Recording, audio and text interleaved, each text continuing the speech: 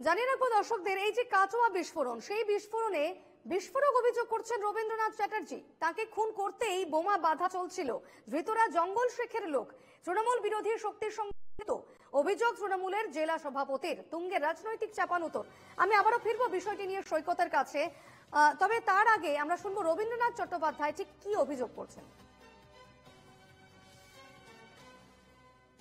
ঘটনার লক্ষ্য তো আমরাই, আমার উপর হামলা হতে পারে বা আমাদের কোনো বিশিষ্ট কর্মীদের উপর হামলা হতে পারে, এবং সেই লক্ষ্যেই ওরা বোমা বাঁধছিল। এবং যে কোনো সময় ওদের একটা পরিকল্পনাই ছিল, মহরমের পর জঙ্গল শেখদের একটা পরিকল্পনাই ছিল মহরমের পর কাটোয়ায় ঢুকে আবার দখল নেওয়া, মানুষের অত্যাচার করা এবং যে কোনো সময় আমাদের পার্টি অফিসে আক্রমণ করা, আমাদের উপর আক্রমণ করা বা আমাদের অন্য কোনো কর্মীদের উপর আক্রমণ করা, এটাই টার্গেট ছিল।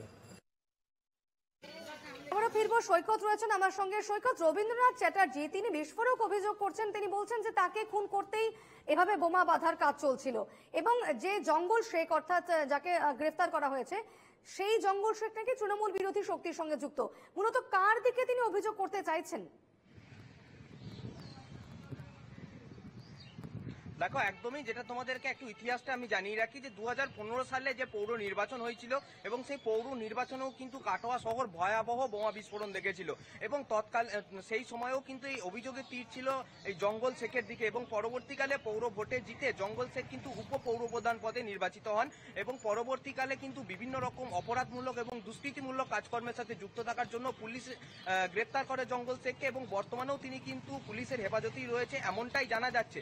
এবং রবীন্দ্রনাথ চ্যাটার্জি যেটা অভিযোগ করছেন যে তাকে হত্যা করার জন্য এবং তার অনুগামী আরো বিশিষ্ট যারা নেতা নেত্রী আছে বর্তমানে তৃণমূলের, তাদেরকে হত্যা করার জন্য, এবং হতে পারে যে তার যে পার্টি অফিস রয়েছে সেখানে বোমা বিস্ফোরণ ঘটানোর জন্য এই বোমা এখানে তৈরি করা হচ্ছিল। কারণ তিনি যেটা জানাচ্ছেন যে এই তুফান চৌধুরী যে এখন বর্তমানে পুলিশের হেফাজতে আছে এবং চিকিৎসাধীন রয়েছে কাটোয়া মহকুমা হাসপাতালের পুলিশ সেলে, এই তুফান চৌধুরীর কিন্তু যোগাযোগ ছিল হয়তো জঙ্গল শেখের সাথে, এমনটাই অভিযোগ করছেন জেলা তৃণমূল সভাপতি রবীন্দ্রনাথ চ্যাটার্জি।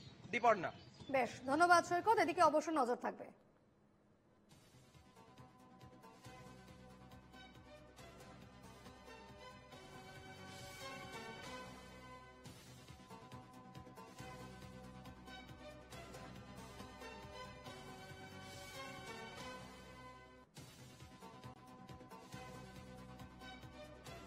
এই ঘটনায় বিজেপি নেতৃত্বের কি প্রতিক্রিয়া শোনাবো। 11তে যখন উনি এসেছিলেন আমাদের অনেক স্বপ্ন ছিল, বাস্তবে যেটা হয়েছে চপ শিল্প আর বোমা শিল্প। তো সব জায়গায় বোমা বাজছে, বোমা বাজতে বাজতে সামনে ভোট আর বোমা বিস্ফোরণ হচ্ছে। সারা পশ্চিমবঙ্গের একই অবস্থা, নতুন করে ধর্ষণ সব জায়গায় ধরা পড়ছে। প্রত্যেকটা কলেজে প্রাক্তন যারা সভাপতি টিএমসিপি তাদেরকে কাজে লাগাচ্ছে, তারাই কাজ করছে, তারাই ইউনিয়ন সামলাচ্ছে, ধর্ষণ হচ্ছে। গোটা পশ্চিমবঙ্গের এখন এটাই অবস্থা, এটাই চিত্র। যার জন্য আর অ্যাকচুয়ালি ওদের জেতার আসল রসদই তো ওটা, বোম আর মুসলিম ভোট, এই দুটোই হচ্ছে আসল মানে জেতার রসদ।